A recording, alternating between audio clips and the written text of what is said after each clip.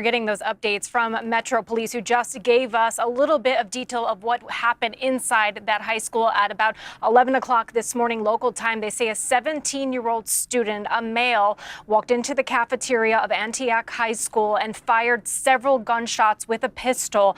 2 students were hit, 1 killed, as you guys mentioned. Another student right now at the hospital in stable condition. We're told by authorities that that student has a graze wound to her arm. We also know another student has some sort of facial injury, but not a gunshot wound, but also someone who is being treated after this incident. This is a school of about 2,000 students. It's a high school, and guys, I can tell you that this community, it's a pretty traumatic experience no matter what, but especially for this community, because if you remember, it was just in March of 2023 when 6 students at Covenant Elementary School, the Christian school, were killed by a former student. If you remember, that school, if you do a quick search, about 30-minute drive from this high school. So this is a community that is still sort of trying to recover from the trauma of that incident, and that was very clear from family members as they were waiting to just get reunited. You can see with the buses here bringing students to their family members from that high school. But I want you to listen to one interview from a grandmother who was waiting just to see their family member come back to them from that high school after this incident today. Take a listen. Tonight, when it's all over with, I'll lay in the bed and I'll cry. Because I can't right now. I gotta make sure everybody's good. So we're going to hope that she is going to get off the bus pretty soon, and you're going to be able to hug her. And what's that going to be like? It's going to feel good because those other parents, they're not going to be able to do that. Yeah, you can hear the crack in her voice talking about that. Family members still waiting to be reunited with their loved ones. That gunman, again, as I mentioned, 17-year-old, he turned the gun on himself. According to authorities, no longer a threat there for the high school. So that reunification process is happening right now as that school is no longer in lockdown. And we know the homicide unit is the lead investigators on this case, guys. I feel nervous because I want to see my child. That's a very dangerous. I can handle it. I need to see my child and make sure my child was safe. Because this day, your child can leave from home, and then a little bit, they told you your child died. That is not safe. My child get from home, he was safe. I need to see my daughter.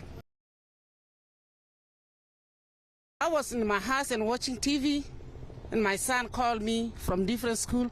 He said, "Mommy, Rebecca texted me, you want to go and pick her up." I said, "What's happened?"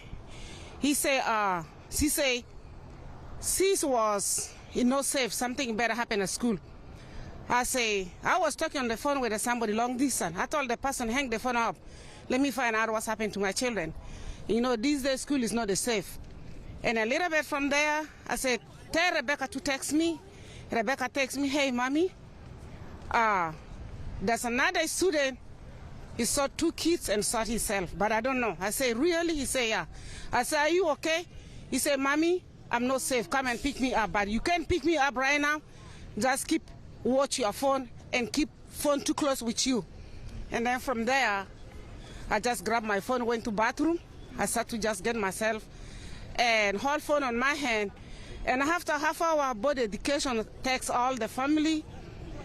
We need to come down here, St. Thomas Clinic, to kind of pick up the student. At 11:11 this morning, the Emergency Communications Center received a active shooter call, shots being fired call from Antioch High School. From the investigation to this point, we know that at 11:09 a.m., a person who has been identified as a 17-year-old, armed with a pistol, fired multiple shots in the cafeteria of the school.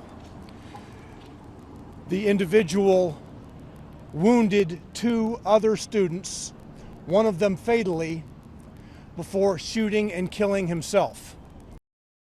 Definitely relieved, but I don't like this situation, as I think any parent wouldn't like this situation. I think extra actions need to be taken to prevent stuff like this. My wife and I were talking on the way here of really considering just homeschooling all the kids. because why risk it with this? He texted me and was like, I just heard something. And he was like, he mentioned a school shooting. He said, I think we're having a school shooting. And I was like, are you sure? You know, because you don't think it will happen to you. And he said they just put us on lockdown. And of course, are you okay? Are you okay? And he's like, yes, the windows are covered. The tables are in front of the door. I'm under a desk. I'm fine. It was so sad to hear him like text me, just because he's like, it's fine, Mom, it happens. Should it though? It's my 16-year-old is like, oh, it's fine, Mom, it happens. It breaks my heart. It breaks my heart that it's normal. It should not be normal. So he's really lucky he wasn't in the line of fire today. Instead of them trying to take away their phones are not shooting schools up. They need to take away guns and put metal detectors in schools and do more to protect the children. Like, if we're not going to protect ourselves, or at least we should protect our children from school shootings and gun violence. Rather her be homeschooled. I know that at least she's safe there.